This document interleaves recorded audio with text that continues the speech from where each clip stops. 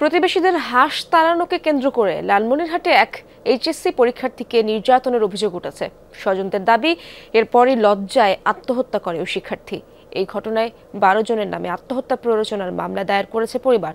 ঘটনার পর থেকেই পলাতক আসামিরা।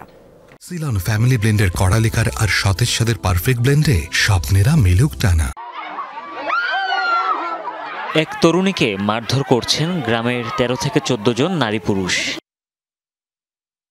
এই ঘটনার পর আত্মহত্যা করেছেন ইসরাত জাহান মৌফি। লালমনিরহাট সদরের গুড়িয়াদহ গ্রামের বাসিন্দা মৌফি এবারের এইচএসসি পরীক্ষার্থী। মামলায় উল্লেখ, 24 জুলাই মৌফিদের জমিতে প্রতিবেশীদের হাঁস গেলে তাকে তাড়িয়ে দেয় সে। এ নিয়ে পাশের বাড়ির সুলতান, রওশন, সিরাজ সহ কয়েকজন প্রতিবেশী বাকবিতণ্ডায় জড়ায়। পরে প্রায় 14 জন মিলে মৌফির মা, বাবা ও ভাইকে মারধর করে। স্বজনদের অভিযোগ, এ সময় নির্যাতন চালানো হয় মৌফির ওপর। লজ্জায় ওই দিনই আত্মহত্যা করে সে। দিয়ে তারা সম্পূর্ণ শরীরটা থেতলে দিয়েছিল। এমনকি মেয়ে মানুষের মা বেটিতে সবারই আছে, বলা তা ঠিক নয়, না বলি পারি নাই। আমার মায়ের যে অবস্থা করছিল এটা বলার মতো না। নির্যাতন একে বলে, এই নির্যাতন অর্থাৎ ধর্ষণের থেকেও বেশি। অতিরিক্ত ঘৃণিত, অতিরিক্ত জঘন্য লজ্জার কাজের জন্য শেষ রক্ষাটা হলো না। এলাকাবাসী জানায়, জমি নিয়ে আগে থেকেই বিরোধ ছিল মৌফির পরিবারের সাথে প্রতিবেশীদের। এরকম ঘটনা যাতে আর কখনো না হয়, কোথাও না হয়, এজন্য অপরাধী যাতে কোনোভাবেই ছাড় না পায়।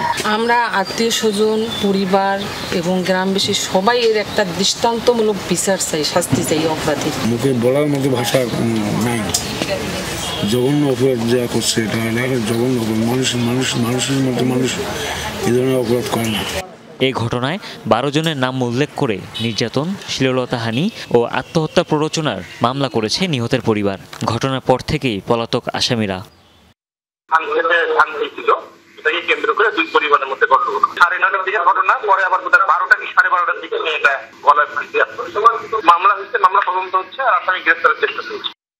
ইসরাত জাহান মৌফি রংপুরের কাউনিয়া ডিগ্রি কলেজ থেকে এবারের এইচএসসি পরীক্ষা দিচ্ছিলেন। ময়নাতদন্ত শেষে পারিবারিক কবরস্থানে দাফন করা হয়েছে তাকে।